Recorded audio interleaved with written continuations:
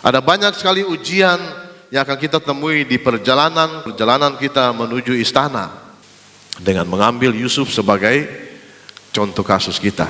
Kejadian 39 ayat 1 sampai 6, adapun Yusuf telah dibawa ke Mesir, dan Potifar seorang Mesir, pegawai istana raja, kepala pengawal raja, membeli dia dari tangan orang Ismail yang telah membawa dia ke situ. Tetapi Tuhan menyertai Yusuf sehingga ia menjadi seorang yang selalu berhasil dalam pekerjaannya. Maka tinggallah ia di rumah tuannya, orang Mesir itu. Setelah dilihat oleh tuannya bahwa Yusuf disertai Tuhan, ingat tuannya lihat bahwa Yusuf disertai Tuhan, dan bahwa Tuhan membuat berhasil segala sesuatu yang dikerjakannya, maka Yusuf mendapat kasih tuannya dan ia boleh melayani dia. Kepada Yusuf diberikannya kuasa atas rumahnya, dan segala miliknya diserahkannya pada kekuasaan Yusuf. Sejak ia memberikan kuasa dalam rumahnya dan atas segala miliknya kepada Yusuf, Tuhan memberkati rumah orang Mesir itu karena Yusuf. Saya ulangi sekali lagi, Tuhan memberkati rumah orang Mesir itu karena Yusuf, sehingga berkat Tuhan ada atas segala miliknya, baik yang di rumah maupun yang di ladang. Segala miliknya diserahkannya pada kekuasaan Yusuf dan dengan bantuan Yusuf. Dan ia tidak usah lagi mengatur apa-apa pun selain dari makanannya sendiri.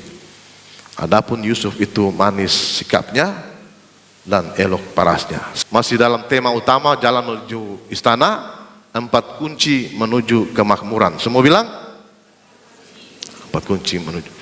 Saudara, saya percaya setiap orang, setiap kita dalam ruangan ini, kita pasti minimal memiliki satu mimpi dari Tuhan. Sebuah mimpi yang Allah punya untuk hidup saudara-saudara. Dan setiap orang memiliki satu tujuan hidup dari Allah. Allah ingin apa yang harus kita capai dalam dunia ini. Untuk setiap kita berbeda-beda. Tapi banyak sekali orang yang tidak bisa menggenapi tujuan Allah yang Allah ingin mereka menggenapi dalam hidup mereka karena satu kata saja, dan kata itu adalah karakter. Saya ulangi sekali lagi, banyak orang dan di dalamnya orang percaya yang tidak bisa menggenapi rencana Allah dalam hidupnya, tujuan Allah dalam hidupnya yang Allah ingin dia capai, harus capai, tidak bisa tidak. Dalam arti bahwa ketika usianya sampai di ujung, di batasnya, dia sudah sampai di garis finish. Nah, banyak orang tidak bisa menggenapi atau mencapai atau menyelesaikan tujuan yang Allah ingin mereka capai dalam hidup ini karena cuma satu kata, dan satu kata itu adalah karakter. Karakter mereka tidak mendukung tujuan hidup mereka yang Allah mau mereka capai. Itu sebabnya saudara-saudara, Allah membawa kita melalui banyak sekali ujian dengan tujuan untuk membangun karakter kita di dunia ini. Kalau kita melewati ujian-ujian yang berat, kita lewati saja. Tidak usah bersungguh-sungguh karena ada tujuan Allah di balik ujian-ujian ini, yaitu membangun karakter kita menjadi manusia yang sesuai dengan impiannya. Kita akan melihat kehidupan Yusuf dan melihat ujian-ujian karakter yang dia lewati sehingga dia bisa menggenapi tujuan Allah di dalam hidupnya. Dan ujian ini adalah ujian untuk membawa seseorang masuk ke dalam kehidupan istana, membawa seseorang menuju ke kehidupan yang makmur. Saudara, singkat cerita saja, tidak usah panjang lebar. Yusuf itu sekarang ada di rumah Potifar, dan Potifar mengangkat dia menjadi orang nomor 2 di dalam rumahnya. Jadi kepada Yusuf diberikan kuasa untuk menjalankan urusan apa saja, termasuk urusan bisnis daripada Potifar. Urusan apa saja yang ada dalam rumah Potifar dipercayakan semuanya kepada Yusuf. Ketika Yusuf ada dalam penjara pun, kepala penjara melakukan hal yang sama kepada Yusuf, yaitu semua urusan dalam penjara ini termasuk urusan para napi dan makanan yang harus dibagikan kepada mereka, itu Yusuf punya urusan. Semua dipercayakan kepada Yusuf, saudara-saudara. Ketika Yusuf ada di dalam istana Firaun pun, hal yang sama juga terjadi. Firaun bilang, tanpa setahumu tidak boleh ada orang bergerak di dalam Mesir ini. Dia diangkat jadi orang nomor 2 di dalam kerajaan Firaun. Firaun memperlakukan dia persis seperti itu. Orang nomor 2. Semua urusan yang ada hubungannya dengan kesejahteraan rakyat Mesir diserahkan kepada Yusuf. Jadi intinya begini saudara-saudara, di mana saja Yusuf ditempatkan, di situ dia akan menerima perlakuan yang sama. Selalu dipercayakan kepadanya hal-hal yang penting. Di dalam ayat 23, kepala penjara tidak mencampuri segala yang dipercayakannya kepada Yusuf. Saudara lihat kalimat selanjutnya itu paling penting. Karena Tuhan menyertai dia. Because God is with him. Dan apa yang dikerjakannya dibuat Tuhan berhasil. Hari ini saya akan memberikan kepada saudara-saudara 4 kunci sederhana untuk menjadi makmur, menjadi sukses. Nomor 1, hadirat Tuhan. Coba saja saudara perhatikan kehidupan Yusuf di Mesir. Semuanya dia mulai dari bawah.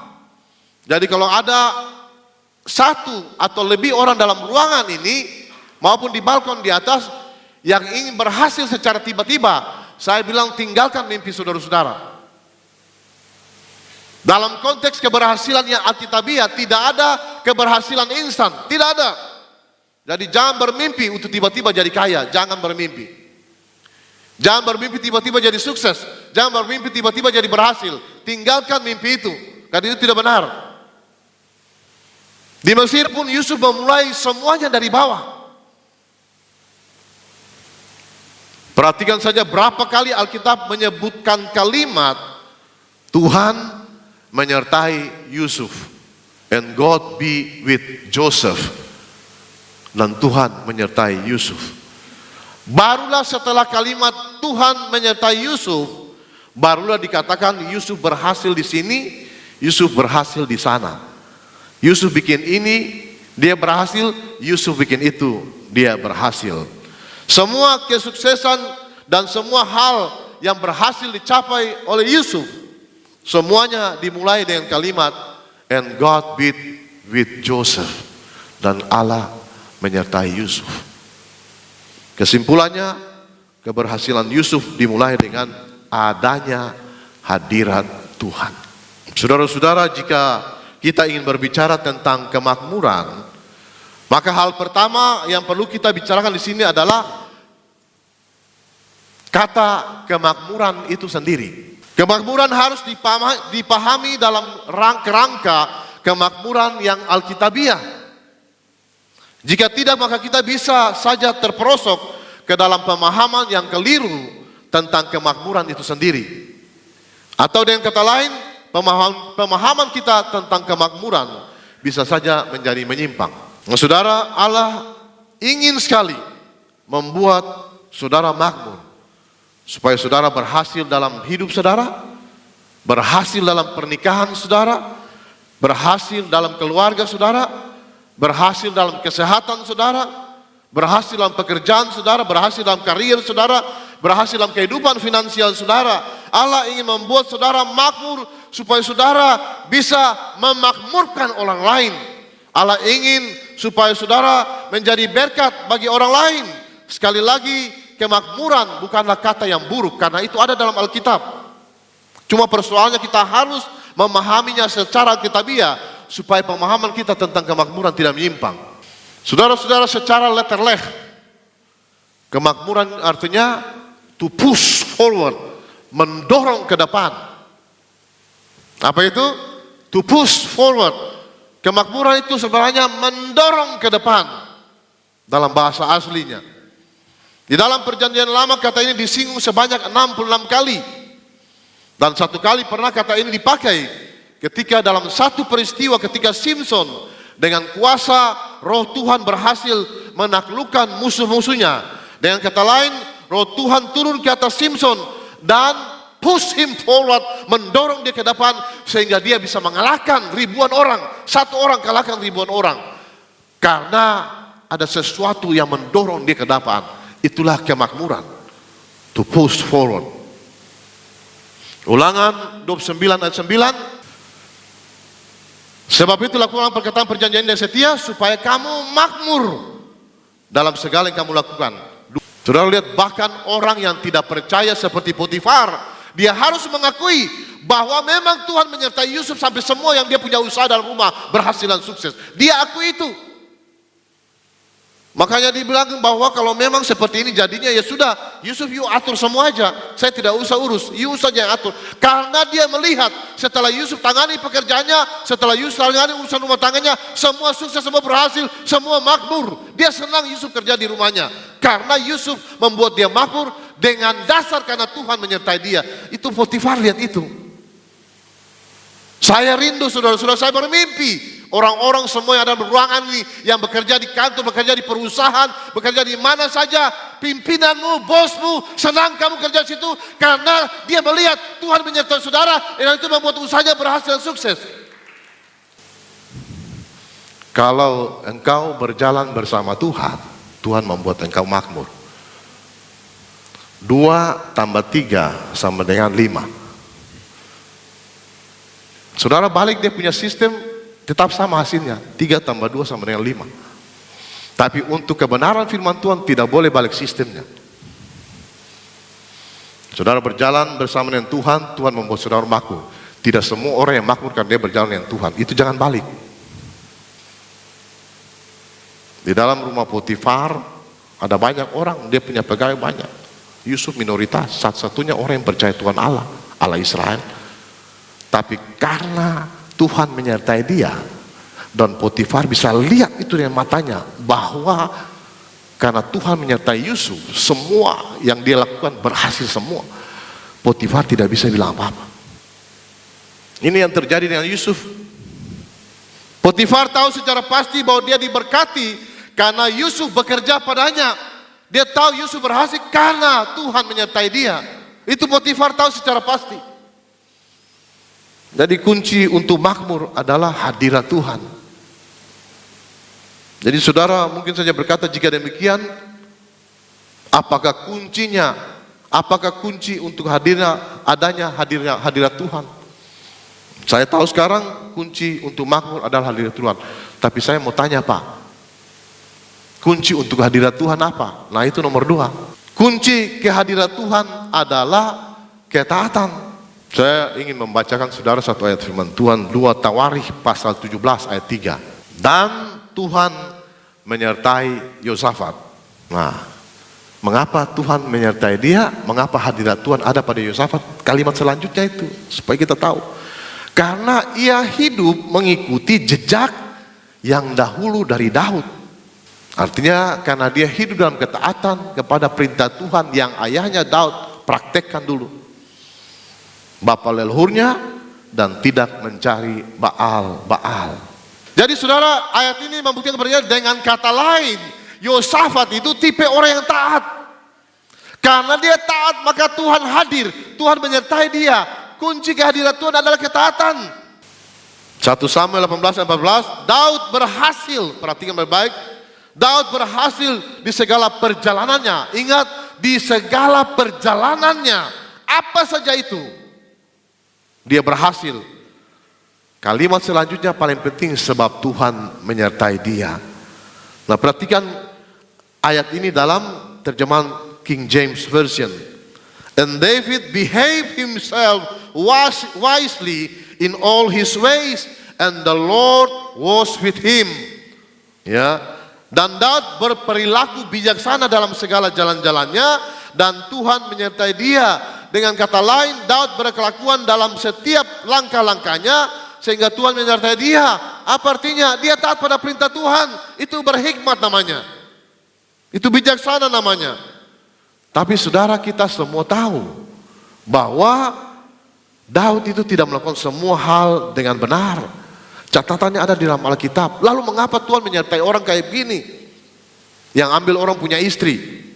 Ya kasarnya mungkin begitu. Jadi saudara-saudara, yang membuat Daud berbeda dengan kebanyakan orang adalah ketika dia berbuat dosa,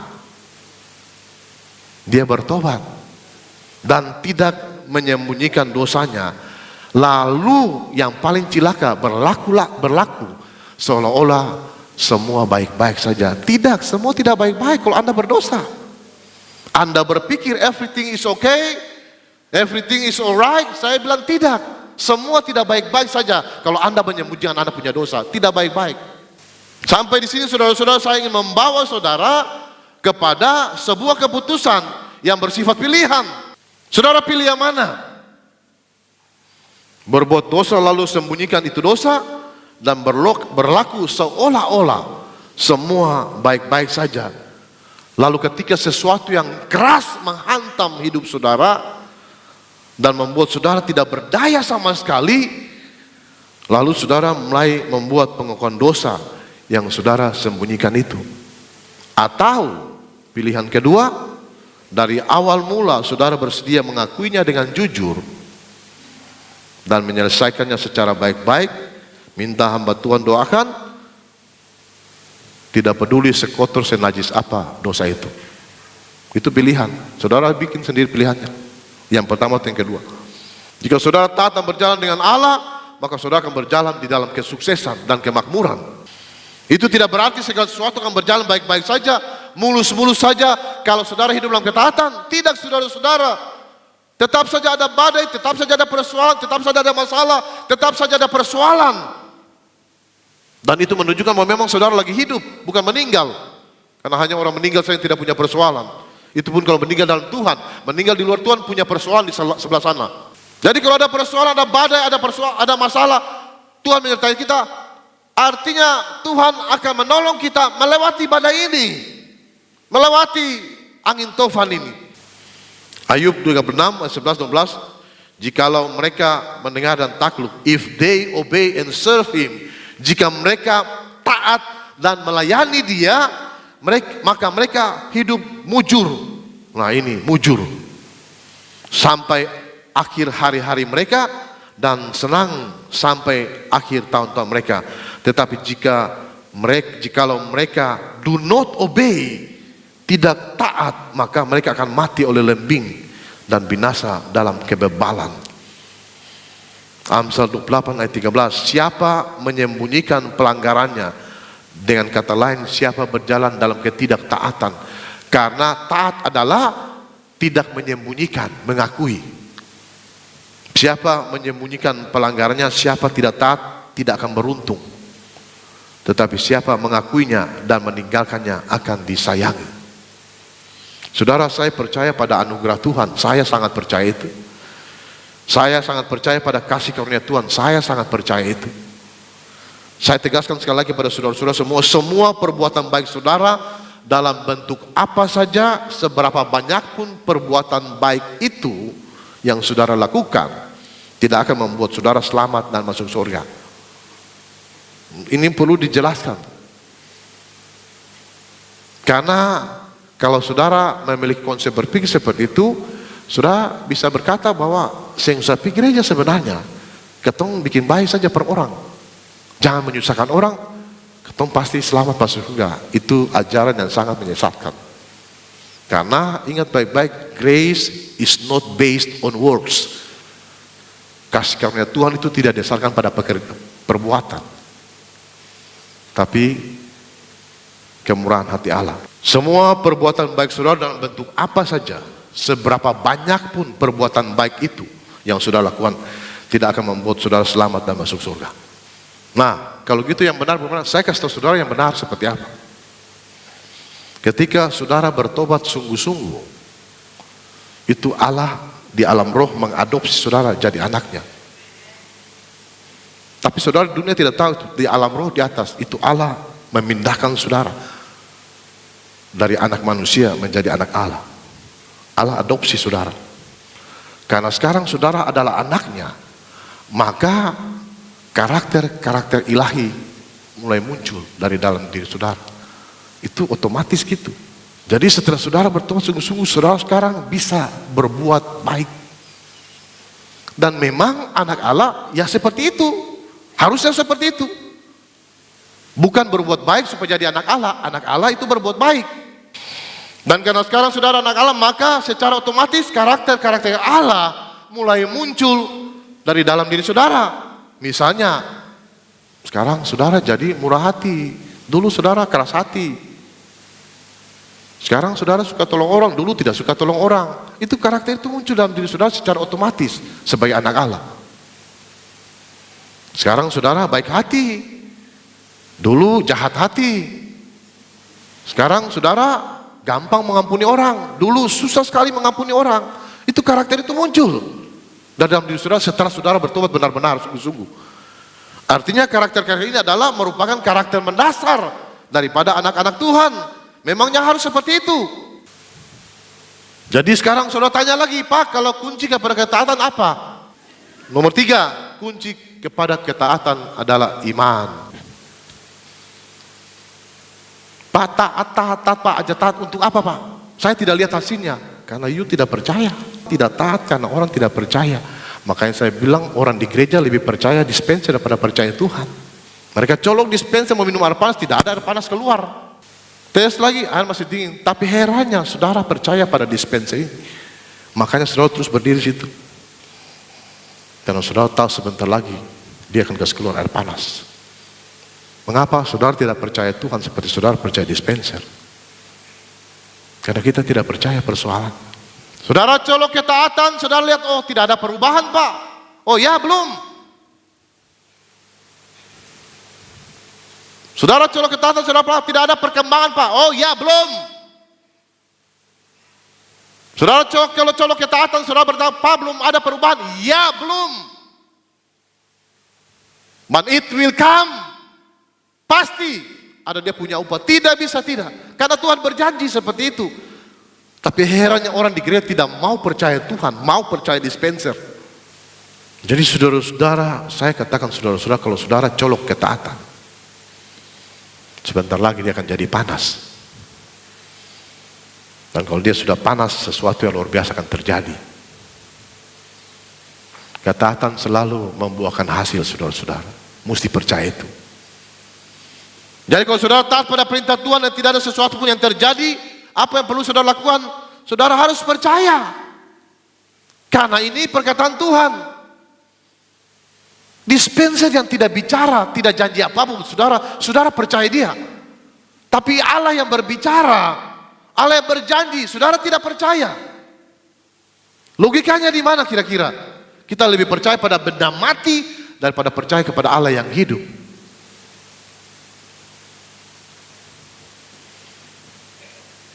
Saudara-saudara, ini masalahnya dengan orang-orang di gereja.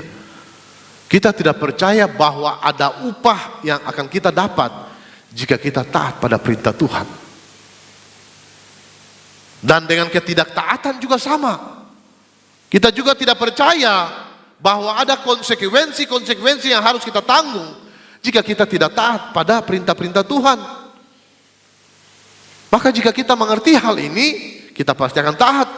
Tapi banyak kali yang terjadi adalah kita rasa kita bisa tidak taat dan bisa lolos dari konsekuensi-konsekuensi yang harus kita tanggung. Saudara tidak bisa lolos dari konsekuensi-konsekuensi yang saudara harus tanggung akibat ketidaktaatan saudara. Tidak bisa. Sekali lagi saya katakan tidak bisa, karena Allah itu maha adil.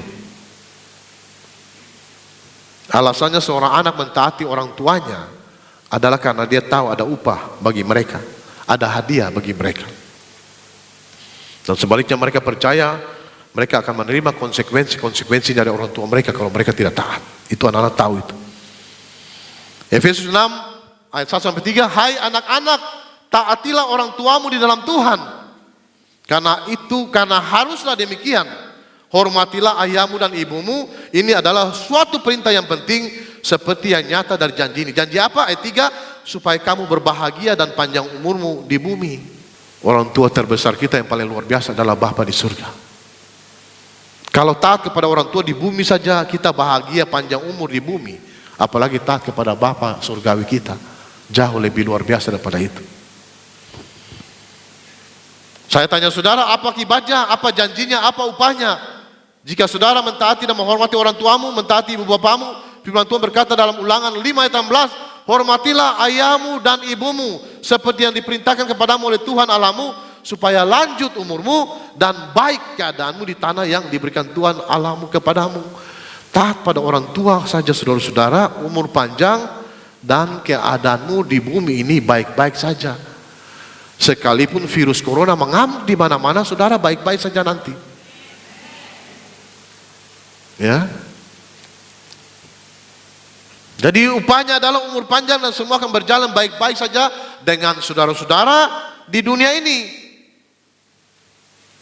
Tuhan sengaja menggunakan konteks orang tuanya. Orang tua maksudnya adalah jika taat pada orang tua saja upahnya sudah seperti ini, apalagi taat kepada Bapa surgawi kita, upahnya jauh lebih hebat, lebih luar biasa, lebih dahsyat daripada upah akibat taat pada orang tua di dunia ini. Kolose 3:22-25, hai hamba-hamba, taatilah Tuhanmu yang di dunia ini dalam segala hal. Jangan hanya di hadapan mereka saja untuk menyenangkan mereka, melainkan dengan tulus hati karena takut akan Tuhan. Apapun juga yang kamu perbuatlah dengan segenap hatimu seperti untuk Tuhan dan bukan untuk manusia. Kamu tahu bahwa dari Tuhanlah kamu akan menerima bagian yang ditentukan bagimu sebagai upah. Kristus adalah Tuhan dan kamu hambanya. Barang siapa berbuat kesalahan, ia akan menanggung kesalahannya itu karena Tuhan tidak memandang orang. Ibrani 3:18-19, dan siapakah yang telah ia sumpahi? Tuhan sumpahi bahwa mereka takkan masuk ke tempat perhentiannya. Bukankah mereka yang tidak taat?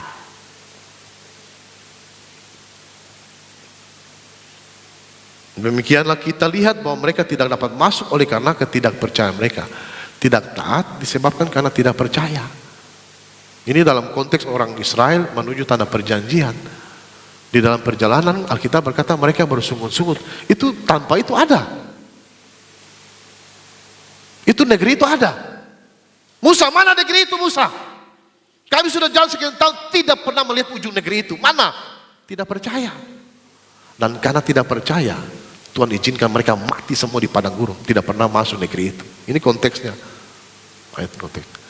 Tapi dalam konteks sekarang ini, Tuhan menjanjikan sebuah negeri di atas awan.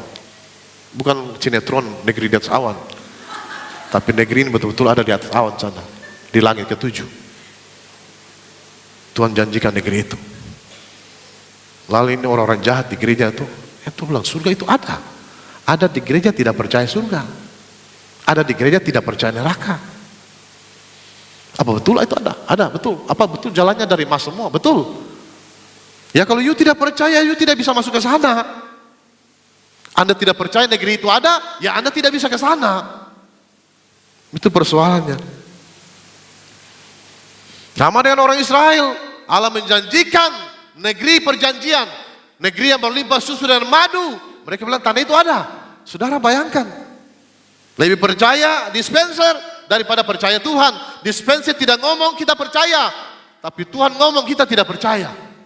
Kunci yang terakhir, kunci hadirat Tuhan, ketaatan. Kunci kepada ketaatan, iman. Kunci kepada iman, dengar firman Tuhan. Roma 10:13, jadi iman timbul dari pendengaran dan pendengaran oleh firman Kristus. Jadi saudara, iman timbul dari mendengarkan firman Allah. Dispenser tidak bicara, kita tidak dengar dia bicara. Bung John, sebentar lagi air panas, saya tidak dengar dia bicara, tapi saya percaya dia. Cuma bayangkan itu, kita dengar Tuhan bicara, kita tidak percaya. Saudara, iman timbul dari mendengarkan firman Allah. Jadi iman timbul dari pendengaran dan pendengaran firman Kristus. Itu sebabnya setiap kali Yesus selesai berkhotbah, kalimat ini keluar. Barang siapa yang bertelinga, hendaklah ia mendengar. Apa maksudnya? Sebenarnya ini singgung orang-orang yang punya telinga. Pukul tiang kena tembok. Artinya kalau you sudah dengar bikin akang. Nah, saya mau bilang juga untuk semua yang ada dalam ruangan, termasuk di balkon, barang siapa bertelinga, hendaklah ia mendengar. Jadi saudara ingin punya iman, dengar firman Allah. Gereja menyiapkan sarana, prasarana supaya orang bisa dengar firman Allah. Di gereja, di komsel. Karena firman Allah memiliki kuasa untuk mengubah hidup seseorang. Bukan berarti saudara dengar firman Allah, saudara diam saja, lalu tiba-tiba hidup saudara berubah. Dengar firman Allah, tangkap firman itu, pelajari firman itu, renungkan firman itu, praktekkan firman itu, dan saudara lihat bom itu meledak, boom, something special happen to you. Sesuatu yang luar biasa terjadi pada saudara-saudara. Firman Allah itu hidup, saudara-saudara. It is like a living organism. Firman Allah itu seperti organisme yang hidup. Saudara baca, saudara lihat dia di Alkitab, di buku huruf mati, tapi itu dipraktikkan, dia jadi hidup, berkuasa, melakukan hal-hal yang luar biasa bagi saudara. Sekali lagi, kunci untuk hidup makmur adalah hadirat Tuhan. Kunci untuk hidup makmur adalah hadirat Tuhan adalah ketaatan. Kunci menuju ketaatan adalah, dan kunci menuju iman adalah mendengarkan firman Allah. Dengar baik-baik, yang terakhir, semua yang saya bilang ini, 4 kunci ini, itu saudara bisa lakukan dengan mudah. Tidak ada yang sulit di sini. Tinggal kita mau atau tidak mau. Artinya saudara yang memilih apakah saudara mau sukses atau tidak. Saudara yang memilih saudara mau makmur atau tidak. Saudara yang memilih saudara mau berhasil atau tidak. Saudara yang pilih. Jadi saya berani memberikan jaminan bahwa keempat langkah yang saya sudah jelaskan, uraikan di atas, tidak sulit untuk semua orang untuk melakukannya. Saudara bisa memilih untuk berjalan dengan hadirat Tuhan. Saudara bisa memilih untuk berjalan mentaati Tuhan. Saudara bisa memilih untuk mendengarkan firman Tuhan. Semua tergantung pada saudara-saudara. Dan semua kita yang percaya katakan, amin.